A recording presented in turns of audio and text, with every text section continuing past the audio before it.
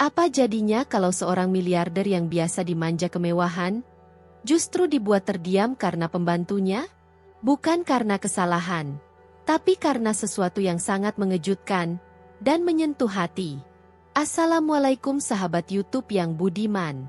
Semoga hari kalian selalu penuh berkah dan kesehatan yang melimpah. Sebelum kita lanjut ke cerita yang sangat menggetarkan hati ini, yuk bantu channel ini terus berkembang dengan klik tombol like, komen, share, dan tentunya subscribe. Agar kalian gak ketinggalan cerita-cerita viral dan penuh makna lainnya.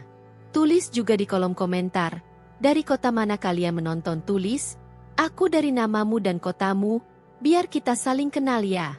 Namanya Dio. Usianya masih 25 tahun. Tapi dalam dunia bisnis, namanya sudah menggema seperti denting emas.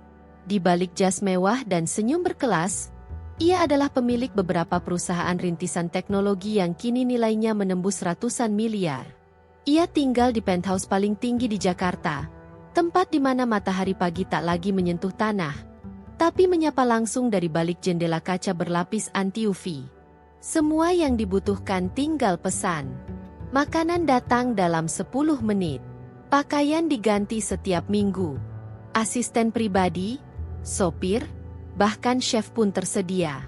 Tapi di balik semua itu, Dio bukan orang yang suka pamer. Ia dikenal kalem, penuh etika, dan tak pernah memandang rendah siapapun di sekitarnya. Di rumahnya yang luas dan tenang, bekerja seorang pembantu bernama Sari. Gadis muda berusia 20-an. Wajahnya sederhana, tubuhnya mungil, dan gerak-geriknya penuh kesopanan. Setiap pagi, ia bangun sebelum matahari dan memulai aktivitas rumah tanpa suara. Ia bukan tipe pembantu yang banyak bicara, tapi semua pekerjaannya selalu tuntas dan rapi. Dio memperhatikan semua itu. Dalam diam, ia menyadari bahwa Sari memiliki cara kerja yang berbeda. Tidak pernah terlambat, tidak pernah bersikap malas. Bahkan saat sakit pun gadis itu tetap menjalankan tugasnya dengan senyum kecil yang selalu terselip di bibir. Namun beberapa minggu terakhir, Dio merasa ada yang berbeda. Sari tampak lebih pucat dari biasanya. Matanya sembab, seperti habis menangis malam-malam. Beberapa kali terlihat menatap kosong ke jendela dapur, memandangi langit yang kelabu dengan tatapan kosong. Ketika ditanya, jawabannya selalu sama, "Tidak apa-apa, Pak. Hanya kangen kampung." Tapi entah mengapa, kalimat itu terdengar terlalu ringan untuk menutupi air mata yang jelas tertahan. Dan pagi itu, ia meminta izin pulang kampung karena katanya, ibunya sedang sakit parah. Dio mengangguk, tapi hatinya menolak tenang. Bukan karena curiga, tapi ada dorongan dalam diri yang membuatnya ingin tahu lebih dalam. Siapa sebenarnya gadis ini dan seperti apa hidupnya di luar rumah mewah ini? Tak lama setelah Sari berangkat dengan koper kecil dan tas selempang usang, Dio memutuskan hal yang tak pernah ia lakukan seumur hidupnya. Mengikuti seseorang secara diam-diam. Ia mengganti jas mahalnya dengan jaket biasa, topi hitam polos, dan masker. Ia naik motor butut milik tukang kebun yang biasa diparkir di pojok belakang. Ia ikuti perjalanan gadis itu dari kejauhan. Bukan karena rasa curiga, tapi karena ada sesuatu dalam hati yang tak bisa dijelaskan. Sesuatu yang mendorongnya pergi, walau ia sendiri tak tahu apa yang ingin ia temukan. Dengan menjaga jarak, Dio mengikuti taksi online yang membawa Sari menuju terminal. Langkahnya ringan tapi penuh kehati-hatian, seperti detektif yang sedang membuntuti rahasia besar. Di tengah keramaian kota, Dio menyembunyikan wajah di balik masker dan topi. Sesekali memarkir motor jauh-jauh hanya untuk memastikan tak kehilangan jejak. Ia bahkan tak peduli sepatu mahalnya kotor oleh lumpur, atau kaosnya lecek oleh angin jalanan. Ada sesuatu dari langkah Sari yang membuatnya tak bisa berbalik. Rasa ingin tahu yang dalam, bercampur empati, dan sedikit rasa bersalah karena selama ini hanya memandang Sari sebagai bagian dari rutinitas rumah tangga, bukan sebagai manusia seutuhnya. Setelah perjalanan berjam-jam, taksi itu berhenti di terminal antar kota. Sari turun, lalu membeli tiket bus menuju daerah terpencil di Jawa Tengah. Dio tetap membuntuti dari jauh. Ia memilih tempat duduk di deretan belakang bus, menyelip di antara para penumpang yang tak mengenalnya. Bus berjalan lambat menembus hamparan sawah, menyusuri desa-desa dengan rumah panggung kayu dan bau tanah basah sehabis hujan. Sari turun di sebuah dusun kecil yang bahkan tidak terdaftar di Google Maps. Ia berjalan kaki menyusuri gang sempit, menyusuri jalan tanah yang licin karena hujan semalam, membawa koper kecil yang roda-rodanya sudah nyaris copot. Di tangan kanannya tergenggam kantong kresek hitam berisi obat dan makanan ringan. Dio memarkir motornya di dekat warung tua, lalu membuntuti dari balik semak dan pohon pisang. Ia melihat Sari masuk ke sebuah rumah kecil berdinding papan, atapnya berkarat dan beberapa sisinya tampak bolong. Dari jendela terbuka, terlihat sesosok perempuan tua terbaring lemah di dipan bambu, tubuhnya hanya tertutup sarung lusuh. Tak ada suara TV, tak ada kipas, hanya suara ayam berkotek dan angin yang menampar tirai. Sari menghampiri ibunya dengan senyum lirih, menyeka keringat di dahi, lalu menyuapi bubur yang dibawanya dari kota. Tapi yang membuat napas Dio tercekat adalah saat melihat tangan kanan Sari. Ternyata dibalut perban kusam, terlihat jelas bekas luka bakar yang menghitam di tepiannya. Meski begitu, ia tetap menyuapi sang ibu dengan sabar. Tak ada raut kesakitan di wajah Sari, hanya ketulusan. Bahkan saat ibunya batuk keras, Sari buru-buru menepuk-nepuk punggungnya sambil menahan air mata. Dio menahan napas. Selama ini ia melihat Sari sebagai perempuan tenang dan cekatan. Tapi tak pernah tahu bahwa di balik semua itu, ada penderitaan dan pengorbanan yang tak pernah diumbar. Sari bahkan tak pernah minta izin berobat, tak pernah mengeluh meski tubuhnya sendiri terluka. Malam itu, Dio tak pulang. Ia tidur di musala kecil dekat rumah warga. Dalam keheningan yang hanya ditemani nyamuk dan suara jangkrik, pikirannya penuh. Dunia yang selama ini terasa sempurna, tiba-tiba retak oleh kenyataan bahwa ada seseorang yang selama ini hidup begitu dekat dengannya, namun tak pernah benar-benar ia kenal. Dan di balik wajah lelah itu, tersimpan kekuatan yang bahkan jauh lebih besar dari segala kekayaannya. Dari balik jendela reot yang dibiarkan terbuka agar angin bisa masuk, Dio menyaksikan adegan yang mengguncang batinnya. Gadis yang selama ini hanya terlihat sebagai pembantu rumah tangga, ternyata menyimpan kisah hidup yang jauh dari bayangannya. Sari duduk bersimpuh di lantai kayu yang sudah lapuk, menyuapi ibunya dengan hati-hati, lalu menepuk-nepuk punggung perempuan renta itu ketika batuknya kambuh. Wajahnya tetap lembut, tidak menunjukkan kelelahan sedikit pun. Padahal tangannya sendiri tampak bengkak dan dibalut perban lusuh. Luka bakar di tangan itu, yang baru disadari oleh Dio, membuatnya menggertakkan gigi. Rasa bersalah menyelusup ke seluruh tubuh. Di saat dirinya hidup bergelimang fasilitas mewah dan kemudahan, ada orang yang diam-diam terluka demi tetap menjalankan tugas dengan tulus, tanpa mengeluh sedikit pun. Warga sekitar menyaksikan kedatangan Sari dengan senyum hormat. Ia dikenal bukan hanya karena pengorbanannya untuk ibunya yang sakit, tapi juga karena sikapnya yang selalu sopan dan suka membantu meski hidupnya sendiri sulit. Dio yang saat itu berpura-pura menjadi pelancong, menyempatkan diri mampir ke warung kecil tak jauh dari rumah Sari. Ia membeli kopi sachet, duduk di kursi plastik reot, dan mulai membuka obrolan dengan ibu warung yang tampaknya mengenal semua orang di desa itu. Mbak Sari itu anak baik, Pak. Sudah kerja dari umur 17. Hasilnya semua buat biaya obat ibunya dan sekolah adiknya. Luka bakarnya itu gara-gara kena minyak panas pas masak. Tapi katanya gak berani ngeluh. Takut dipecat katanya. Padahal ya, kalau dilihat dari wajahnya jelas dia kesakitan terus. Ujar ibu warung sambil mengaduk teh. Setiap kata dari ibu warung itu seperti jarum yang menusuk hati Dio. Bukan karena marah, tapi karena menyesal. Dalam hidup yang penuh teknologi, efisiensi, dan ketergesaan, ternyata ada orang yang bekerja dengan hati, bukan sekadar demi uang. Dan ironisnya, orang itu justru paling jarang diperhatikan. Dio menatap langit desa yang mulai temaram. Di sekelilingnya, lampu-lampu bohlam redup mulai menyala. Ia memilih tetap di warung itu hingga malam, duduk sendiri sambil menatap ke arah rumah papan di ujung gang. Rumah yang kini terasa seperti tempat suci, tempat cinta, kesetiaan, dan keteguhan diuji setiap hari dalam diam. Malam turun dengan sunyi yang dalam. Dio akhirnya menginap di musala kecil yang biasa digunakan warga untuk mengaji. Ia tidur di sudut ruangan beralas sajadah, menghadap kiblat, merenungi semua yang ia lihat. Suara adzan subuh membangunkannya dengan perasaan campur aduk. Sebelum beranjak, ia menulis beberapa catatan di ponselnya, tentang rasa syukur, tentang hati manusia, dan tentang bagaimana kekayaan tak pernah bisa menandingi pengorbanan orang yang diam-diam rela kehilangan segalanya demi yang mereka cintai. Sari bukan hanya pembantu rumah tangga. Dia adalah guru kehidupan, yang tanpa sadar telah menyentuh sisi terdalam dari hati majikannya sendiri. Pagi menjelang dengan embun yang masih menggantung di dedaunan. Jalanan desa tampak lengang, hanya terdengar suara ayam berkokok dan anak kecil berlari tanpa alas kaki. Dio, dengan ransel kecil di punggung, berjalan menuju rumah Sari. Tak ada maksud lagi untuk bersembunyi. Tak ada keraguan. Kali ini, langkahnya penuh tekad. Ia mengetuk pintu rumah kayu itu dengan pelan, dan suara dari dalam langsung membuat hatinya mencelos.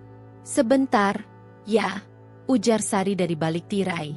Begitu pintu terbuka, mata mereka bertemu. Sari tampak terpaku. Matanya melebar, dan napasnya tertahan. Gadis itu tidak menyangka bahwa orang yang selama ini hanya dilihat dari kejauhan, kini berdiri di depan rumah reotnya. Dio, yang biasanya tampil dengan kemeja mahal dan sepatu kulit, kini berdiri sederhana, dengan jaket tipis dan wajah yang tulus. Sari buru-buru mencoba menutupi tangannya yang diperban, tapi Dio menggeleng pelan dan menahan gerakan itu. Ia lalu menunduk di hadapan Ibunda Sari yang masih terbaring, dan berkata lirih, "Bu, saya Dio, majikannya Sari. Maafkan saya baru tahu semua ini. Mulai sekarang, saya ingin ibu tinggal bersama saya di kota. Biar saya yang rawat, seperti ibu sendiri." Kalimat itu membuat udara di dalam rumah terasa berubah. Sunyi. Lalu tangis. Ibunda Sari menangis terisak. Sari sendiri menutup wajahnya, tak kuat menahan air mata. Tak ada yang menyangka, seorang majikan muda yang selama ini dianggap jauh dari kehidupan mereka, justru datang dengan ketulusan yang menyentuh. Tanpa kamera, tanpa publikasi, tanpa gengsi. Dio mengeluarkan map berisi dokumen dari tasnya. Di dalamnya, ada sertifikat rumah di kota yang sudah dibeli atas nama Ibu Sari, rekening bank yang akan terus diisi untuk biaya hidup, serta beasiswa penuh untuk adik Sari agar bisa sekolah hingga perguruan tinggi. Warga yang mendengar kabar itu datang berbondong-bondong ke depan rumah. Mereka menyaksikan langsung perubahan tak terduga dalam hidup keluarga sederhana itu. Beberapa merekam momen tersebut, dan dalam hitungan jam, video tangisan haru dan pelukan antara Sari dan Dio menyebar luas di media sosial. Tapi Dio tetap tak mau bicara banyak. Ia hanya ingin satu hal, membalas kebaikan yang sudah ia lihat dengan mata kepala sendiri. Kebaikan yang tak diumbar, pengorbanan yang tak dipamerkan, dan cinta seorang anak yang jauh lebih besar daripada sekadar bayaran bulanan. Hari itu menjadi titik balik, bukan hanya bagi keluarga Sari, tapi juga bagi Dio. Ia akhirnya memahami bahwa dunia bukan tentang siapa yang paling punya, tapi siapa yang paling peduli. Ia membawa Sari, ibunya, dan adik kecilnya ke kota, dengan mobil yang sudah disiapkan. Tapi mereka tidak lagi dibawa sebagai pembantu dan keluarganya, melainkan sebagai bagian dari keluarga sendiri. Di rumah baru itu, bukan hanya kehidupan yang berubah, tapi juga makna dari sebuah hubungan antara manusia yang benar-benar saling mengasihi. Kabar tentang majikan muda yang datang ke desa terpencil untuk menjemput pembantunya menyebar secepat angin. Tak butuh waktu lama hingga video singkat yang direkam warga itu meledak di media sosial. Sosok Dio yang selama ini dikenal sebagai pebisnis muda yang misterius dan tertutup, tiba-tiba menjadi sorotan. Tapi dia tidak peduli. Bahkan saat manajer pribadinya menelepon berkali-kali, ia hanya membalas dengan satu pesan singkat, Tunda semua pertemuan. Aku sedang belajar hal yang lebih penting dari angka dan saham. Di tengah sorotan kamera dan perhatian publik, Dio tetap fokus pada satu hal, mengubah hidup Sari dan keluarganya. Setibanya di kota, ia tidak membawa mereka ke rumah yang dulu, melainkan ke sebuah rumah baru yang sudah disiapkan khusus untuk mereka. Rumah itu terletak di kompleks yang tenang, dekat dengan rumah sakit, sekolah, dan taman bermain. Semuanya dirancang agar keluarga kecil itu bisa menikmati hidup yang layak dan tenang. Sari menolak berkali-kali, merasa tak layak mendapatkan semua itu. Tapi Dio menatapnya dengan mata yang jernih, dan berkata, "Kamu bukan menerima hadiah, Sar. Kamu sedang menuai apa yang selama ini kamu tanam." Hari-hari berikutnya terasa seperti mimpi bagi Sari dan keluarganya. Ibunya yang selama ini hanya bisa berbaring, kini dirawat dengan fasilitas medis terbaik. Luka di tangan Sari perlahan mulai sembuh setelah dibawa ke klinik spesialis. Sementara adik kecilnya yang selama ini putus sekolah karena biaya, kini mengenakan seragam baru dan pergi sekolah dengan semangat. Dio bahkan menyewa guru les pribadi agar si bocah tak tertinggal pelajaran. Bagi keluarga Sari, ini bukan cuma tentang pindah rumah, tapi tentang berpindah dari jurang keharapan, dari keterbatasan ke kehidupan yang penuh kemungkinan. Namun bagi Dio sendiri, semua ini lebih dari sekadar balas budi. Ada pelajaran besar yang ia bawa pulang dari desa kecil itu. Sebuah kesadaran yang tak ia temukan selama bertahun-tahun di balik layar laptop dan ruang rapat. Ia mulai menyadari bahwa kesuksesan sejati bukan terletak pada seberapa banyak properti atau kendaraan yang dimiliki, tapi seberapa dalam ia bisa menyentuh hidup orang lain. Dan di hadapan keluarga sederhana yang kini tinggal bersamanya, ia menemukan definisi baru dari kebahagiaan, yang tidak bersumber dari prestasi, tapi dari memberi makna bagi hidup orang lain. Waktu berjalan, dan kehidupan pun perlahan kembali ke rutinitas baru yang lebih hangat dan manusiawi. Di rumah itu, tak lagi terdengar bunyi langkah kaki seorang pembantu, tapi terdengar tawa keluarga yang utuh. Setiap pagi, Sari menyeduh teh untuk ibunya, adiknya sarapan di meja makan yang hangat, dan Dio duduk bersama mereka, bukan sebagai majikan, tapi sebagai pelindung, teman, dan saudara. Kamera mungkin telah berhenti merekam, namun momen-momen itu tetap abadi di hati mereka yang pernah disentuh oleh cinta tanpa pamrih. Kadang hidup memberikan pelajaran paling berharga bukan di ruang seminar, bukan pula dari buku motivasi, melainkan dari pertemuan yang sederhana, dari orang yang tak pernah diperhitungkan sebelumnya. Dio belajar itu langsung dari Sari. Gadis yang dulunya hanya ia lihat sebagai pekerja rumah tangga, kini menjadi cermin yang memperlihatkan makna kehidupan sesungguhnya. Dalam diam, dalam luka yang disembunyikan, dalam ketulusan yang tak pernah dituntut balasan, Sari telah mengajarkan tentang kekuatan sejati manusia, keikhlasan. Tidak ada yang tahu betapa besar hati seseorang sampai mereka diuji. Dan Sari telah melalui ujian yang tak semua orang mampu melewatinya. Merawat ibu yang lumpuh, bekerja keras tanpa keluhan, menyimpan rasa sakit sendiri, dan tetap bersikap sopan serta murah senyum. Semua itu bukan karena ingin dipuji, tapi karena didorong oleh cinta yang murni. Dio yang selama ini hanya mengenal dunia yang serba cepat dan digital, akhirnya menyadari bahwa yang paling bernilai dalam hidup bukanlah apa yang terlihat di layar, tapi yang terasa di hati.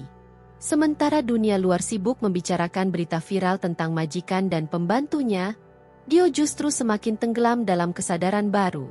Ia mulai mengubah gaya hidupnya, mengurangi pesta-pesta tak perlu, menutup beberapa bisnis yang tak memiliki dampak sosial, dan lebih banyak turun langsung ke lapangan. Ia berkunjung ke rumah-rumah para pegawainya, mendengarkan cerita mereka, membantu secara pribadi jika ada yang mengalami kesulitan.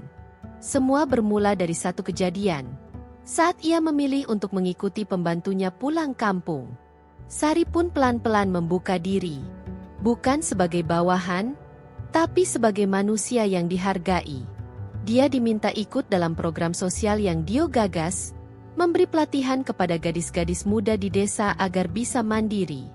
Dari yang awalnya tak berani bicara di depan umum, kini Sari mampu berdiri tegak dan membagikan kisahnya, menyentuh hati banyak orang. Wajahnya tak lagi muram seperti dulu, melainkan bersinar karena hidup yang kini terasa berarti. Dan semua itu berawal dari keberanian seorang gadis untuk tetap tegar, meski terluka diam-diam. Mereka kini menjalani kehidupan baru, bukan sebagai majikan dan pembantu, tapi sebagai dua insan yang saling memberi makna. Dio tidak pernah menyesal telah mengikuti suara hatinya kala itu. Keputusannya untuk melangkah ke desa, menyamar, dan menyaksikan kebenaran di balik senyum Sari adalah langkah yang mengubah segalanya. Karena kadang, untuk memahami hidup, seseorang perlu berhenti sejenak, menunduk, dan melihat ke bawah. Di sanalah, kebesaran hati seringkali bersembunyi. Semoga kisah ini menyentuh hatimu dan mengajarkan bahwa kebaikan tak selalu datang dari orang yang punya segalanya, tapi dari mereka yang rela kehilangan segalanya demi orang yang mereka cintai.